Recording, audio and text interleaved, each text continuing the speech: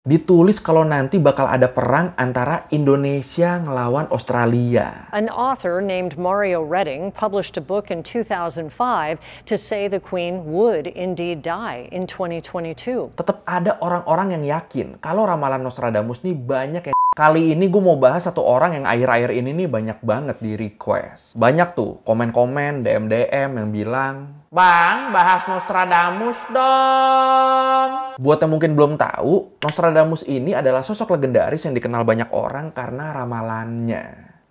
Ramalannya katanya sih selalu tepat. Dan belakangan ini nama doi ini jadi naik lagi karena ramalannya yang memprediksi kematian Ratu Elizabeth II sejak 460 tahun yang lalu. Terus kalau di Indonesia, Nostradamus ini jadi terkenal waktu orang-orang nemu ramalan dia tentang perang antara Australia ngelawan Indonesia di tahun 2037 nanti.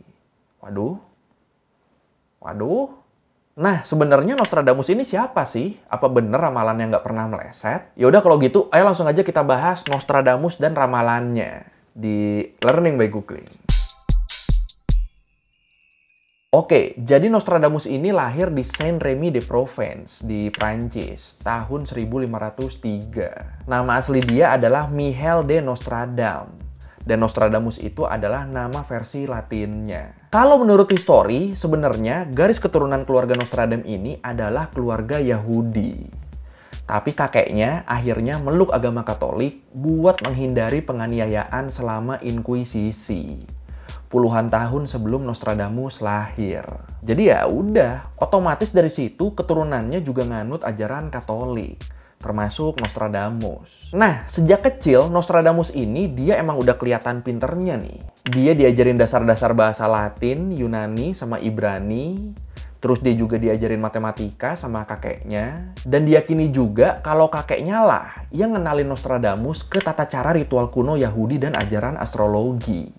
Atau simpelnya yang ngenalin Nostradamus tentang ramalan bintang-bintang. Terus di usia 14 tahun, Nostradamus nih berhasil masuk ke Avignon University buat belajar kedokteran.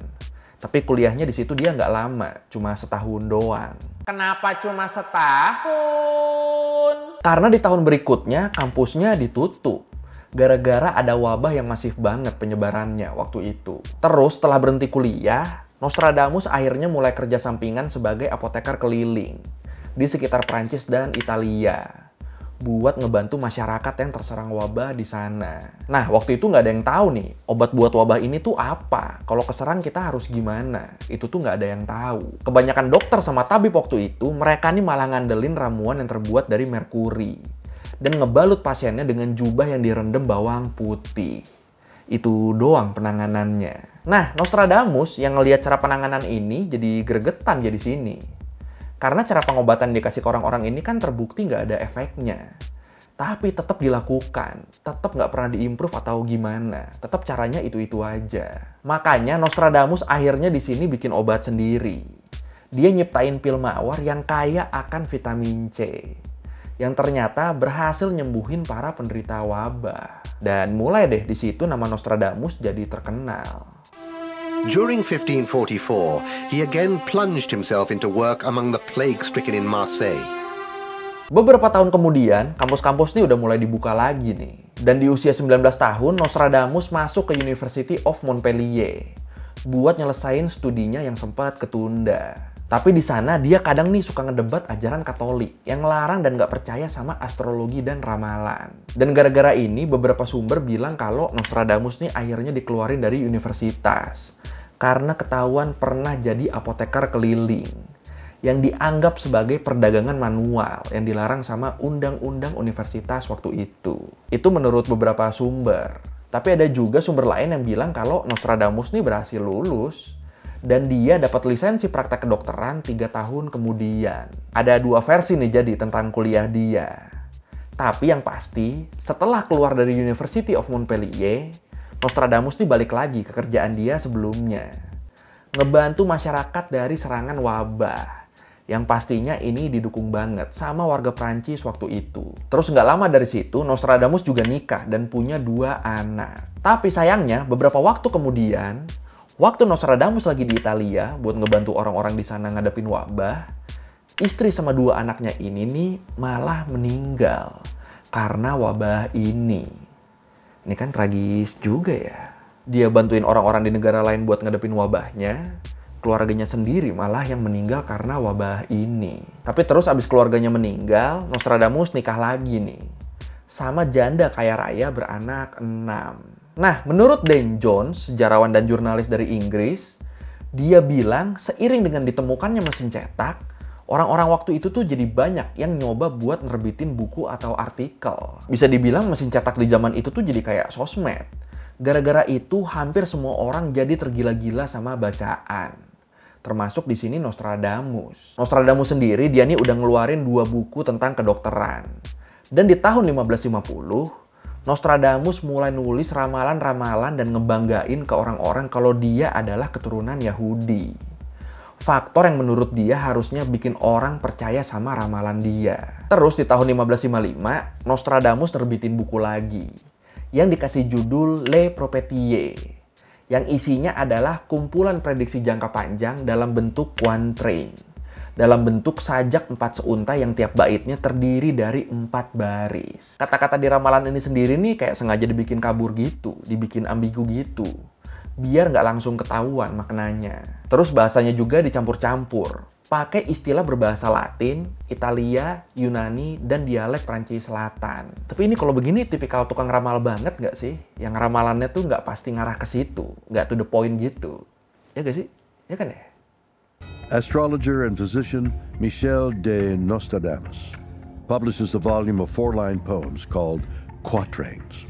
Readers at the time are confused by the author's use of multiple languages, word puzzles, and what was even then considered antiquated syntax. Nah, karena bukunya yang terakhir inilah, nama Nostradamus jadi makin terkenal di kalangan elit Eropa. Banyak yang percaya kalau apa yang dia tulis di bukunya itu bakal kejadian beneran.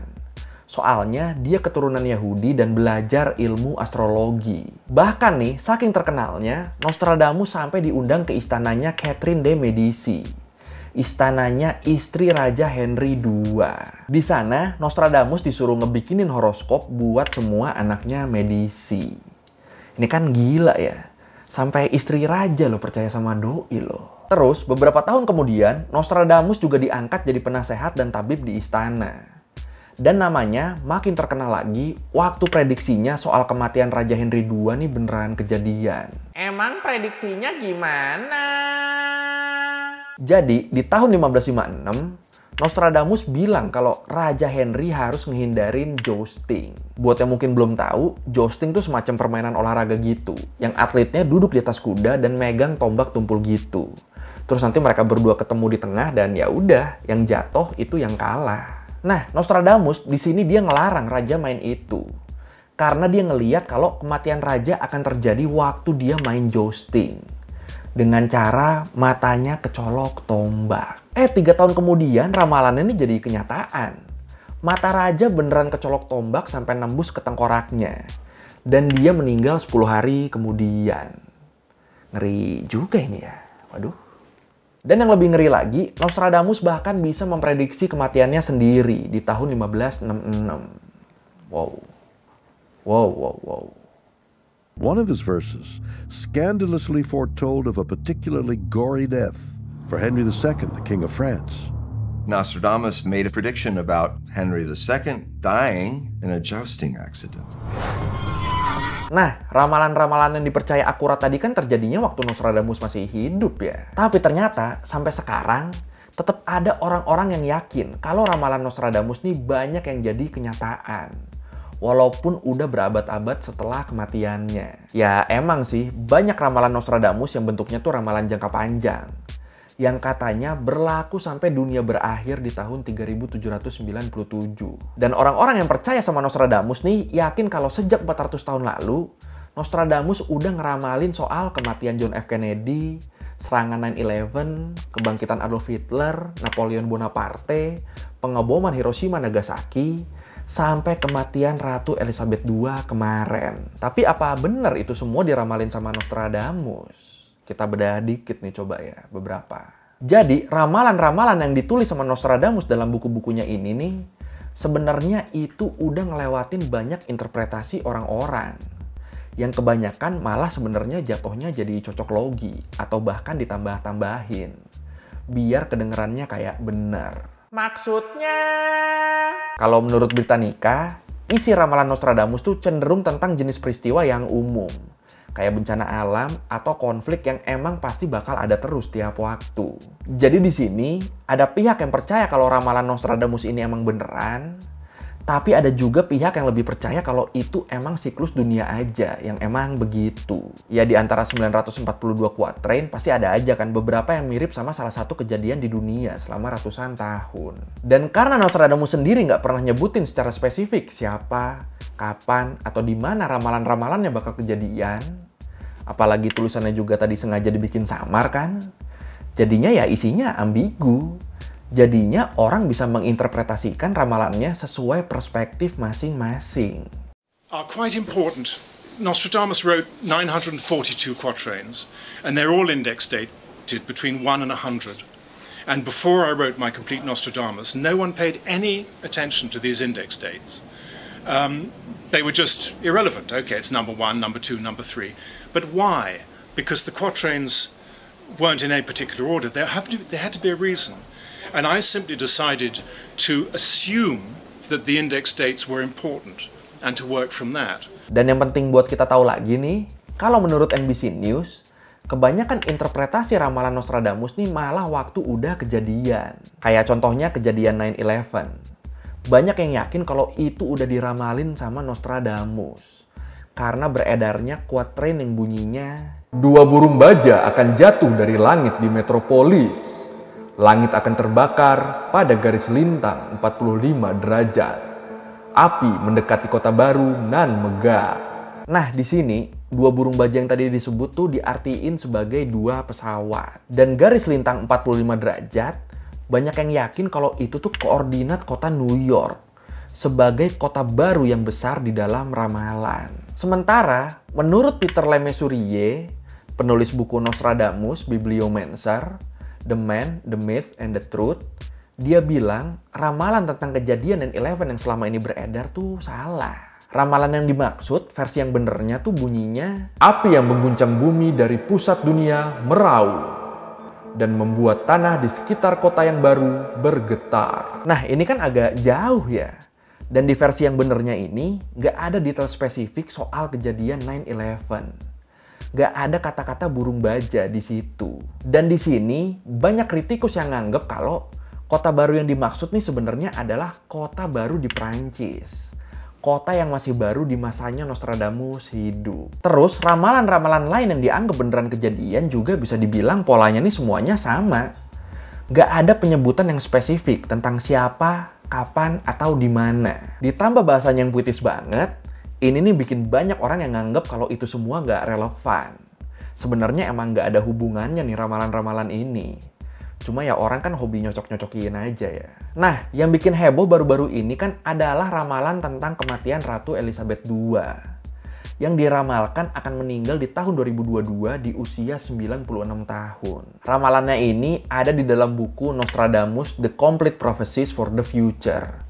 Karya Mario Reading yang terbit tahun 2005. Jadi, interpretasi Mario Reading tentang ramalan ini didasari sama ramalan Nostradamus yang bunyinya, karena mereka tidak menyetujui perceraiannya, seorang pria yang kemudian mereka anggap tidak layak, rakyat akan mengusir raja pulau, seorang pria akan menggantikan siapa yang tidak pernah diharapkan menjadi raja.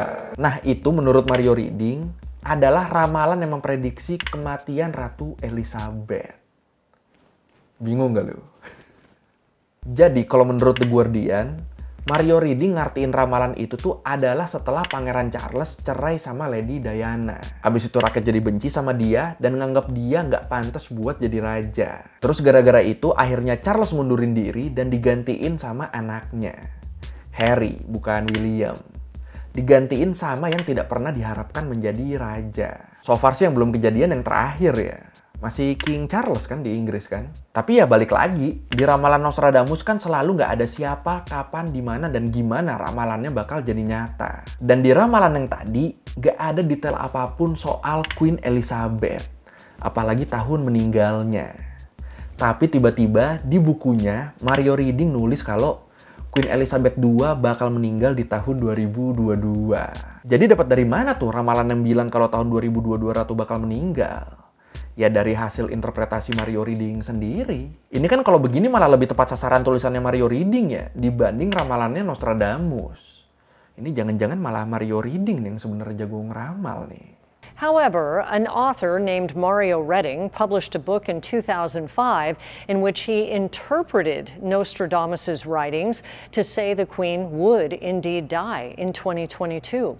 Reading also claimed Nostradamus predicted King Charles would abdicate and Prince Harry would leapfrog Prince William to take the throne. Dan yang menarik lagi nih, di bukunya Mario Reading itu juga ditulis kalau nanti bakal ada perang antara Indonesia ngelawan Australia di tahun 2037. Kata ramalannya, sesaat sebelum gerhana matahari, perang dipicu oleh bangsa besar yang tidak percaya. Dengan sia-sia, pelabuhan tidak melawan Bali. Jembatan dan tugu peringatan berakhir di dua tempat yang sangat berbeda. Bingung gak lo? Gimana dari situ tahu-tahu bisa jadi Indonesia ngelawan Australia di tahun 2037? Jadi gini nih, kalau menurut si penulis buku, gerhana matahari total tuh bakal terjadi lagi di tanggal 13 Juli 2037. Dan intinya ini nih bakal kelihatan dari Australia. Dan Australia juga dianggap sebagai negara The Unbelievers yang dimaksud. Karena Australia kan termasuk salah satu negara sekuler terbesar di dunia. Jadi masuk tuh negara Unbelievers yang bakal kena gerhana matahari. Terus kenapa yang diserang Indonesia? Nah ini, tadi kan ada disebut kalau pelabuhan nggak ngelawan Bali. Nah di situ pelabuhan yang dimaksud adalah pelabuhan di Surabaya. Kenapa Surabaya? Karena nyambung sama baris keempatnya yang nyebut jembatan sama tugu. Jadi si penulis ini di sini nganggapnya tugu yang dimaksud tuh adalah Tugu Pahlawan di Surabaya yang jadi tugu peringatan pahlawan kemerdekaan, dan jembatan yang dimaksud adalah Jembatan Merah di Surabaya yang sempat jadi tempat pertempuran 10 November 1945. Jadi interpretasi si penulis keramalannya adalah Australia bakal nyerang Surabaya di tahun 2037.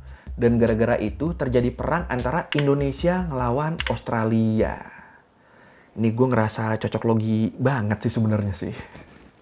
Tapi kalau menurut lu sendiri gimana? Apakah di sini ada yang percaya sama ramalan ini? Kalau gue pribadi sih enggak ya. Dan gue juga berdoa semoga jangan sampai kejadian kan. Ngeri loh perang lo. Ngeri jir.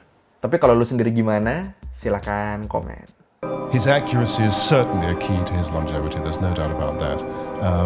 There are enough quatrains that are so stunningly accurate. There's no surprise that people still turn to him, particularly in times when things are going badly wrong, people will turn to Nostradamus. Oke, sekian Rebaguling kali ini tentang Nostradamus dan ramalannya yang banyak dipercaya orang-orang sampai sekarang. Kalau lo merevisi kali gue udah salah, atau lo mau nanya, atau lo mau nambahin yang gak ada di video, bisa lo tulis di komen, kita diskusi di situ kayak biasa. Sekali lagi, thank you udah nonton, jangan lupa like, comment, subscribe. Bye.